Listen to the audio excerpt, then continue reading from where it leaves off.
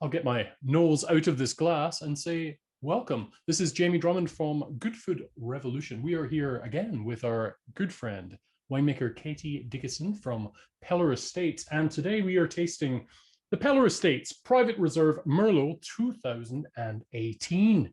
Please tell us a little about this one, Katie. Well, you can't talk about 2018 without talking about the challenge of that vintage. Yes. I've never had a harvest as tough as 2018. And it was unlike any vintage I've ever experienced. And in order to get, a wine that ended up in our glass, something that we were all proud of, our team worked harder than anyone has ever worked.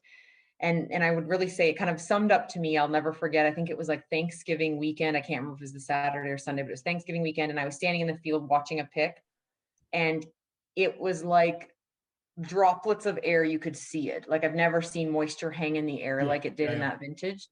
And we were really, for lack of a better term, it was a tough harvest, or lack of a better description. But I will say, we worked hard on the fruit. And this particular wine is one that I think, given the vintage and how hard we worked, I'm still really glad, really proud of the wine that ended up in the glass, regardless of the season that it came from.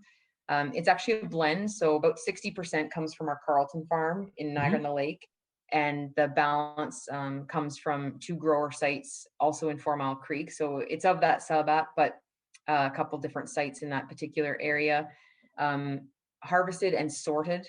So put across our optical sorter and then fermented in stainless. And actually we put about 4 tons in an oak fermenter, but the majority was fermented in stainless. Left on skins for about 14 days. So not a ton of time on skins, and that, given the vintage, I think that was a good decision, because skin integrity was really what we were struggling with all harvest. So in order, to make sure we were getting the right mix there, just a bit of a shorter time on skins. And then run to barrel. 90% French, was actually 10% of oak in this particular wine. And at the Private Reserve level, I think that's a good match. Just a little bit of that sort of vanilla and sweetness, and a little less new oak than normally this wine would have, given the vintage, a bit of a lighter style. So it's not particularly robust or big. The tannin is a bit more approachable. So only about 20% new, and the rest would be kind of older oak. Fully mallowed, and then not particularly, no particularly heroics when it comes to winemaking. It was pretty standard. The work of this wine all happened in the field, and then getting it to tank, sort of with that, basically using the best sorting technology that we have in the field on the harvester, and then again running it over the sorting table at the winery. When you're in a situation like that in 2018 and you have that amount of moisture in the air, what can one do to mitigate that fungal pressure that you have? It's hard, but thinning. So basically getting as much air as you possibly can around the cluster. We do a pretty aggressive leaf removal in the fruit zone anyway. So we're not in the later in the season when we had the issues, kind of like September through October of 18. We didn't have a lot of foliar pressure in the fruit zone anyway, but really what you can do is drop crops. So if you had a shoot with 2 clusters, taking it down to 1 cluster obviously opens that fruit zone up a little bit more. Like, it's crazy. I did see some sites that were even running wind machines to move moisture off of clusters. It doesn't work particularly well, but I think it makes some of us feel like we're doing something.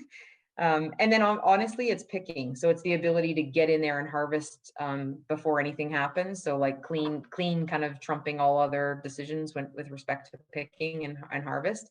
But if you do the effort on the yield earlier in the season and you've got good vegetative growth in the canopy, there's no reason, especially in the case of Merlot, that it couldn't be ripe.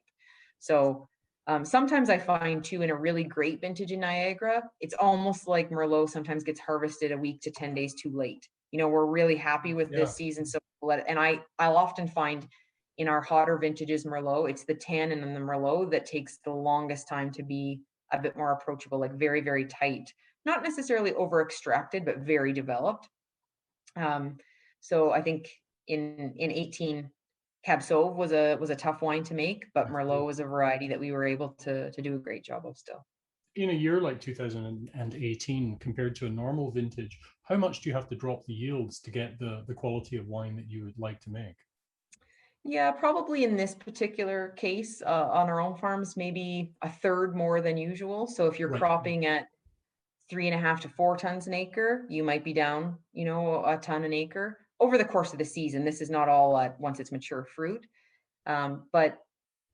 But really, if you think about, if you kind of crop at a 2 to 1, so a strong shoot's carrying two clusters, if you take that cluster down and if half your shoots were strong, Yeah. you'd be at about a 1/4%, a quarter more dropping. So it's not without commitment for sure. But if that wine is still able to make a great quality wine that you can put at our private reserve level, then it's worth the effort in the field for sure.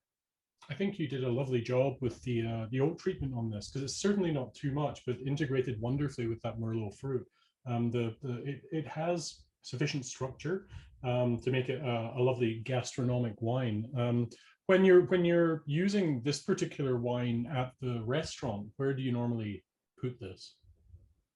Yeah, that's a good question. Often our Merlot, because of the tannin, actually is something that chef will pair a bit more regularly against, kind of a red meat sort of Yeah, dish. But I do think that this one, kind of sets up kind of for a roasted sort of character.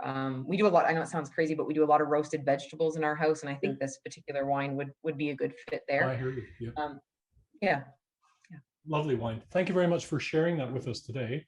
I think I'll cap that up and have it with some barbecue tomorrow night. Thank you very sounds much, good. Katie. Cheers. Thanks, Thank you. Jamie. Bye.